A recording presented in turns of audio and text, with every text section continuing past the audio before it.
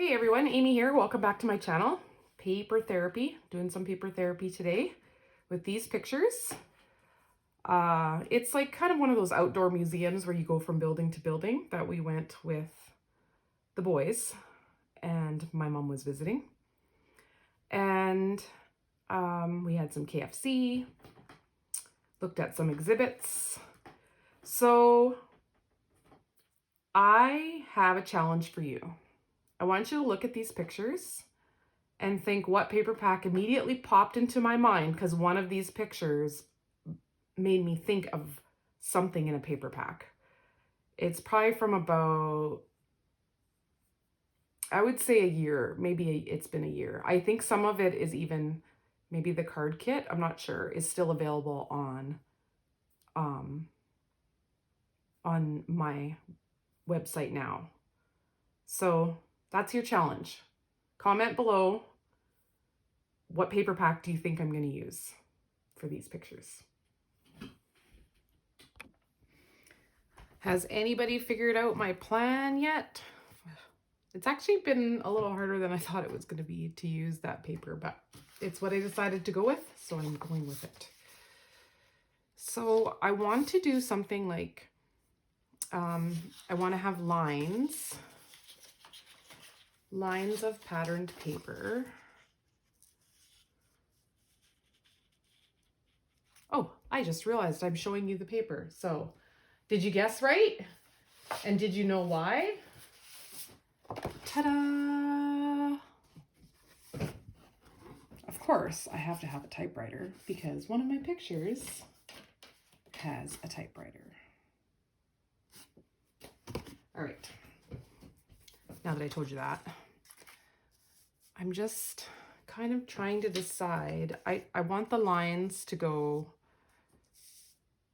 to stagger this way.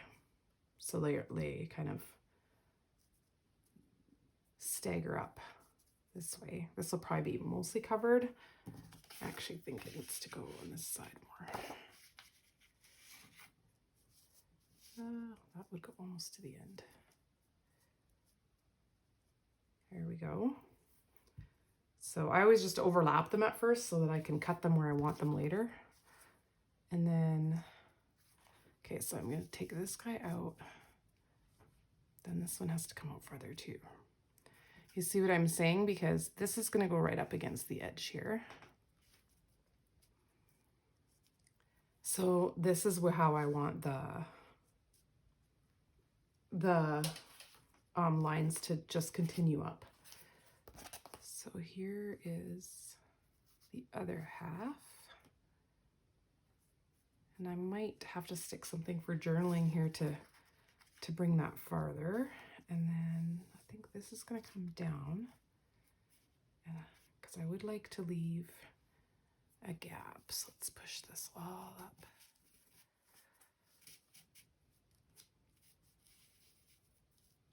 There we go. Tap you in a little bit, right? And then there's zip strips and stuff that I can put in between. And also here, I can hide pieces because they won't be showing. So I can just put smaller chunks in there. Like I can hide that they're not full length like this, except this one's going to come down and show on the bottom.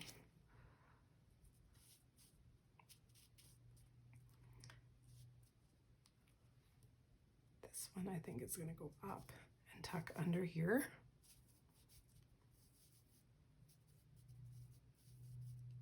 Oh yeah, I need to come this way.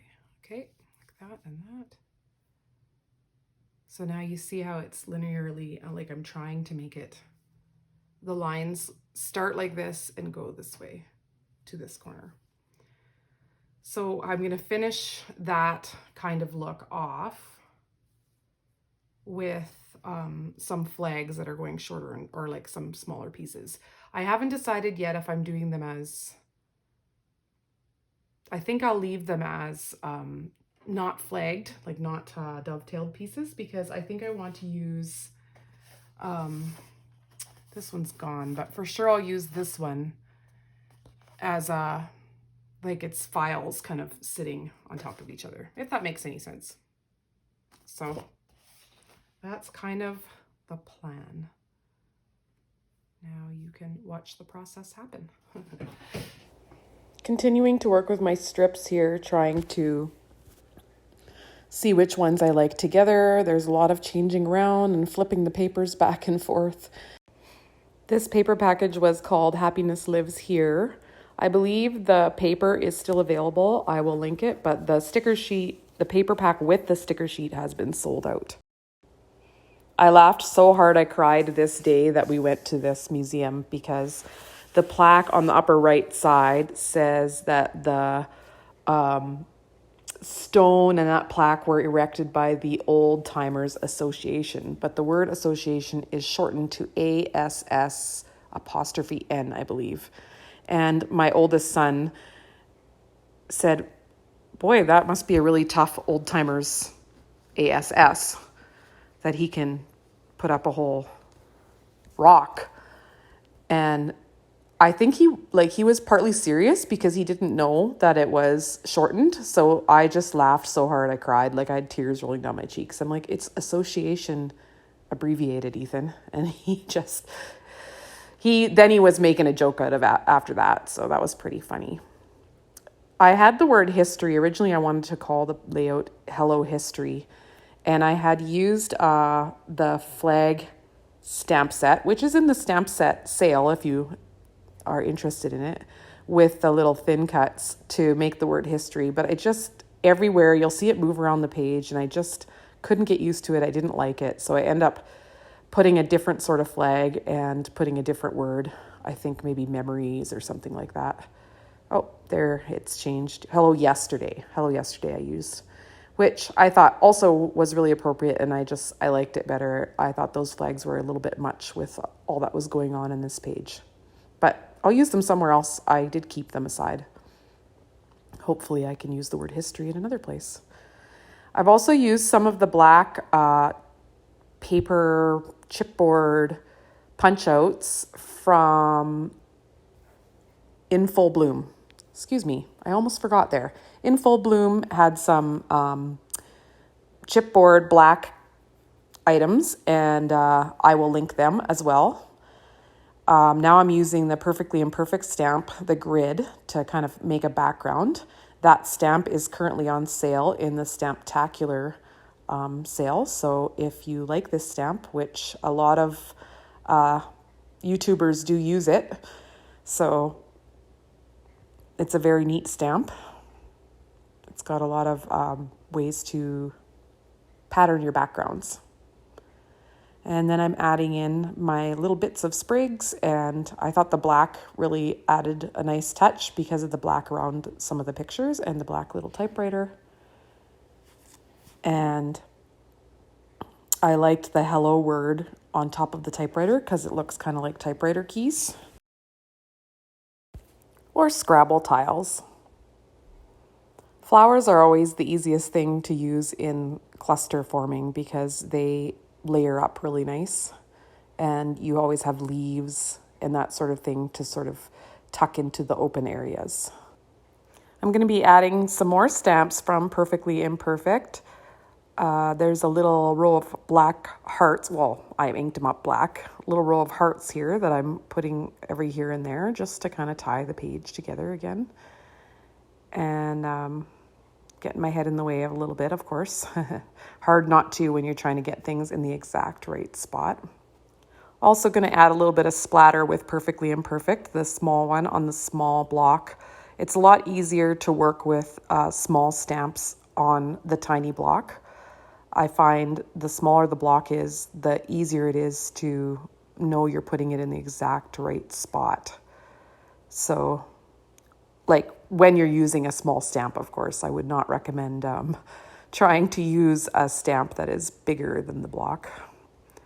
Then I'm adding a few little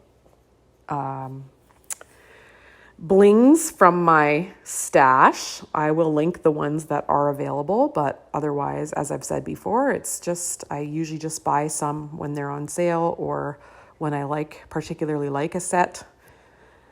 I often order workshops to get all the little bits and pieces that come with, and I almost never follow the exact workshop instructions. Here's a bit of a close-up of how it all turned out with the splatter and the grid kind of stamped in behind there, just to tie it in together. The little bits of black.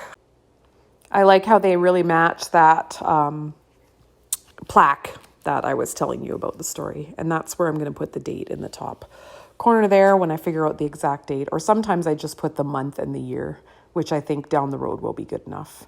I'll also add a little journaling to the tag on the bottom right.